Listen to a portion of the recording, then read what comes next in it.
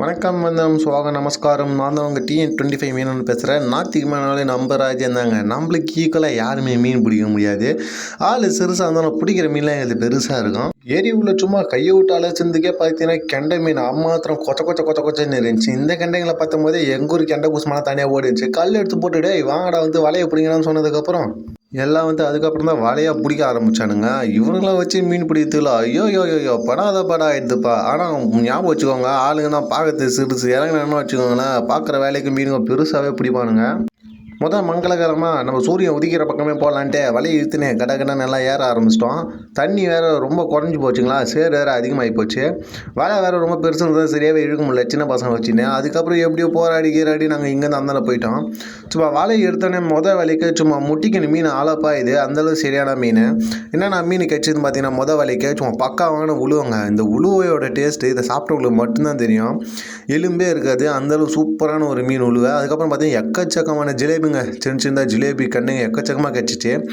சரி வந்தது தான் வந்தோம். திருப்பி வண்டி அப்படியே ரிவர்ஸில் ஏறுற மாப்பிள்ள அப்படின்ட்டு ரிவர்ஸில் ஏற்றி நிற்க ஆரம்பித்தோம்.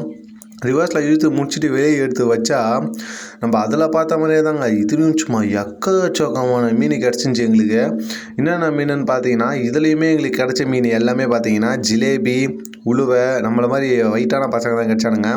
சரின்ட்டு திருப்பி வலையை எடுத்துக்கணும் கையில் எடுத்துக்கினே. சரி வாங்கப்பா திருப்பி நம்ம இந்த மீன்லாம் எடுத்து வச்சுட்டு வலையை எடுத்துகிட்டு போய் மீன் பிடிக்கலான்ட்டு இருந்த மீன்லாம் எடுத்து பையில் போட்டு அதுக்கப்புறம் நாங்கள் வலையை எடுக்க ஆரம்பித்தோம். திருப்பி வலையை எடுத்துகிட்டு என்ன பண்ணோன்னா ஸ்ட்ரைட்டாக போவோம்டா, இன்றைக்கி அமுக்குறோன்னா இந்த வலையில் இருக்குதுடா நம்மளுக்கு என்னமோன்ட்டு அழுத்தின போகும்போது வலையில் சரியான முட்டுங்க. இன்னும் சும்மா வலையை தூக்கின்னு வெளியில் பார்த்தா வேறு லெவலான நாட்டு விரால்.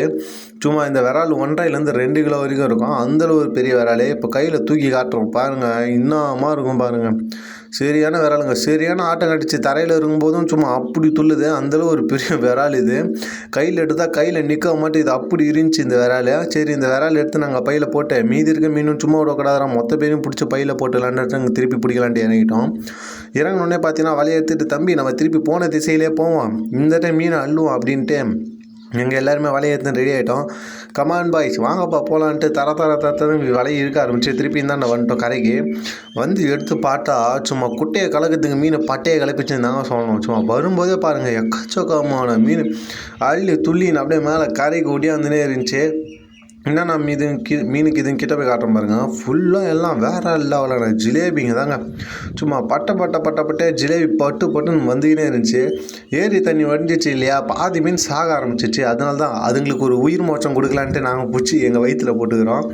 எதுக்கு அது வீணாக வேஸ்ட்டாக சாகணுமே, 4 பேருக்கு வயிற்றில் போட்டுமேன்ட்டு நாங்கள் இறங்கி பிடிக்க ஆரம்பிச்சிட்டோம். பக்கத்துலேயே பார்த்தீங்கன்னா இன்னும் ஒரு சின்ன குட்டை இருந்துச்சுக்கா. குட்டை பார்க்க தான் சிறுசு, ஆனால் எடுக்கும்போதே மீன் துள்ளி குடிச்சின்னு அம்மா மீன் இருந்துச்சு. அதில் என்னடா குட்டை சிறுசாக இதை பார்த்தா மீன் பயங்கரம் இருந்துச்சு. பசங்க அதை வெட்டி பிடிக்க ஆரம்பிச்சிட்டானுங்க.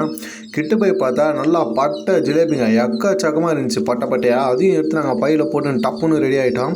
இங்கே வலையப்பட்ட சாக்கில் பின்னாடி ஒரு கட்டுவலை விட்டுருந்தோம். அந்த கட்டுவலையை எடுத்து பார்த்தா அதுலேயும் மீனுங்க நல்ல ஜிலேபி உழுவும் நல்லா பட்டையாக மாட்டிச்சு. அதுலேயும் ஒரு ஜிலேபி பார்த்தா நல்லா ரோஸ் கலரில் சூப்பராக இருந்துச்சு.